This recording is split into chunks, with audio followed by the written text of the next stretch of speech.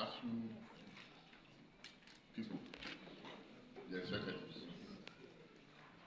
And we understand their grievances and the fact that they have made a lot of progress with negotiation with government. We are also interested in moving the negotiation forward and having our children back to school.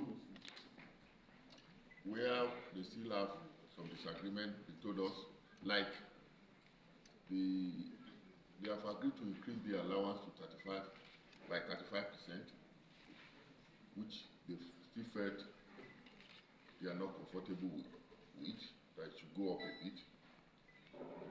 And we spoke to them so that we can reach an agreement. Also, they talk about taxing some of their allowances like books allowance, conference allowance, which we felt, journal allowance, which we felt, no, that shouldn't be. If you tax those allowances, it means that that wouldn't be enough for them to meet the needs that those allowances are meant for. So we are going to at least talk to government about stopping that and about having their allowance, their salaries improved upward. We are happy to them that we are going to ensure that at least there's a bit of an increase of the 35% that has been offered to them. But majorly we are asking them, we cannot continue to use strike as a means of negotiation. We have to find other means. Because having our children at home is always a problem for the nation. So that is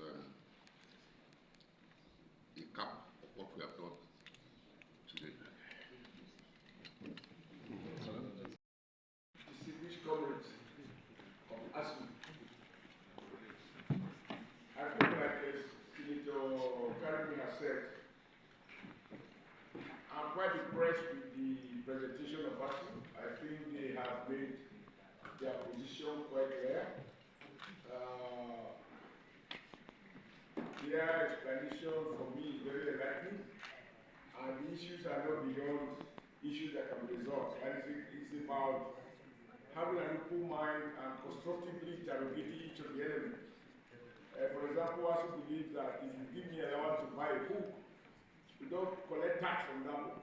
If you collect the tax, then what is left will not be enough for me to buy the book. If the book is 100 naira and you collect tax of 15% from the 100 naira, I now have 75 naira. So how do I buy a book that was estimated to be 100 naira? Again, I believe with good faith this can be resolved. And the same logic applies to every other specific allowances that is tied to the nature of academic work. And we also recognize at this level, I will report to our leadership in the National Assembly, but in the end, the ultimate objective of Nigeria must be to revise not external brain drain, but to retain the best brains in our academic institutions. So that it should not be said that if you make the first class, you are a top flyer rather than going to academic as it used to be when I was growing up. Now you want to go to oil industry, you want to go to banking, you want to go to customs, you want to go to wherever you think the easy money is. And if the best brains are not in the university, there is no hope in a world that is secretly knowledge-giving, knowledge-based, and secretly digitalized. And we in the city keep talking about technology, it will not come from heaven. It has to come from men and women who are in our universities and other tertiary institutions. So I think for me, it's a matter for Nigeria to decide how it wants to go, and we in the Senate, as ably captured by Karimi, we are clear that these issues can be resolved. Now, the issue of allowances, increase in salary. I'm also encouraged that from the presentation of the spokesperson of our committee in ASUU, they got 35% offer, which they believe that is not enough. Nothing can be enough, but I believe that a top-up can make a difference. And I know that in this business, rigidity doesn't help. So if ASUU is really, as they have indicated to us, that some top-up might not be the trick, we are hopeful that talking to the executive to also moderate that give and take, we will find an acceptable middle course. But there is no permanent agreement in these matters. Because the environment is dynamic, prices are changing, no one element can be static.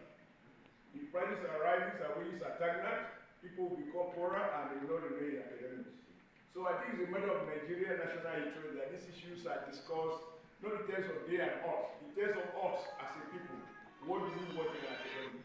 I believe that under the leadership of our chairman, co-chair, chairman of Labour, chairman of Telford, we've had what I believe is a very fruitful and robust conversation, and I'm very hopeful that we can get ultimately to what ASUU desire, which is not in conflict with Nigerian national interest. But like I said, having made your point as ASUU, we also believe, because after all, they call it a warning strike. For me, 1 day warning is enough. Once the warning has sunk down, you know we have the capacity to withdraw. You have made your point. And therefore, returning back to school, returning back to classes, while these negotiations are going on, I think for me it will be that. Because parents are worried. And the irony, however, is that, let's face it, many of us are able to send our children outside. ASUU are communists, and the children who are trapped are children of the poor, the children of lower communities. And so I think with all of this in mind, we do some reflection. But the important thing is that to go back to work is not to say that the issue is closed. It is just to give a more conducive environment for further conversation to take place.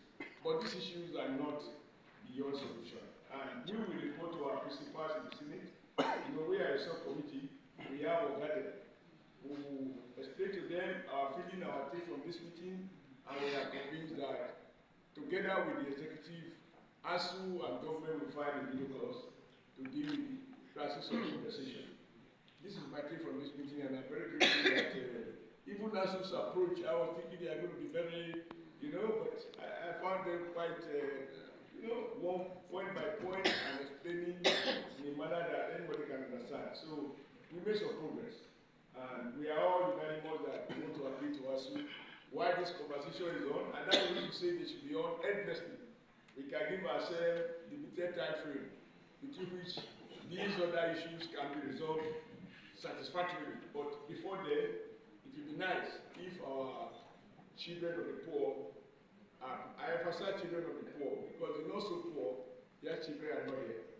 So that they can go back to school and we have an environment to continue the conversation. But I'm grateful to ASUU for their general disposition and to our senior leadership for the concern that they have shown.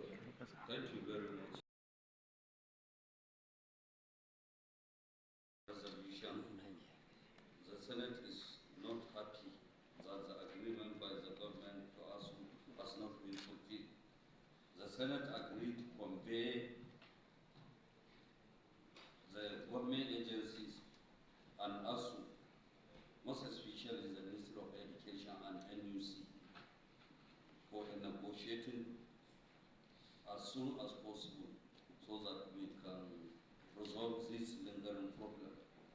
Senate agrees to interface with the Minister of FCT to ensure universities Abuja land which is not taken from them. Also, other needs will be studied and appropriate steps will be taken to ensure amicable resolution. And we want the leadership of ASUU to write all the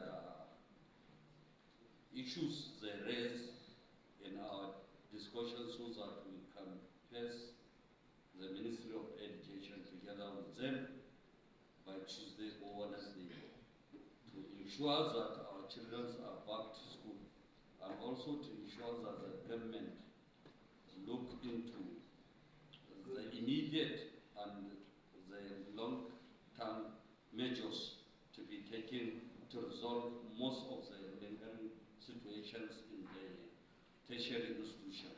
This is our resolution, and we want to adjourn this meeting Senator. So, Chair. After exhausting all of this, I want to note that we are doing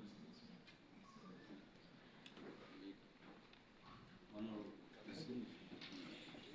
Thank you, Mr. Chairman. I second the motion that you moved. I so second, thank you. Okay, thank you very much. After exhausting all the issues discussed, we call this meeting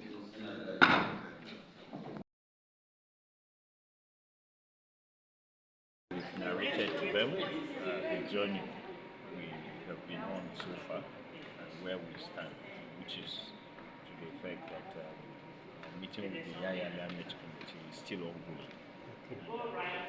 Modest progress has been made, and we hope that we can improve on it when we meet with them again. And we're meeting tomorrow. So we want to be convinced that the issue taken here, have they taken it to bed? Are you comfortable? Are they in a way that you think that you will not get so angry? We want to know your position. We've never been upset about the situation. We believe that this is something that we need to constructively engage, and that's what is happening. As to whether we're comfortable with what the Senate will do, we have reached the point now in ASUU that I think action speaks louder than words. So words have been spoken, we have also spoken, they have spoken, and you see what our next line of action is and what their next line of action is. Sorry, sir, please, we want to be convinced that there is a middle position. You know, when you have a bargaining position, there's somebody at the 90, there's somebody at 80, you want to meet at either 85. What is the position that you consider meeting point? Well, the meeting point is when the strike is called off. That's No, you have an age where you think that you cannot. We can't state that now when negotiations are going. It will not be strategic for us to mention what these things are now. Even though that was the position our response to their appeal is that once we get something substantial from the negotiating team, we will immediately set into action machineries to resolve the thing from our side. Thank you very much, sir.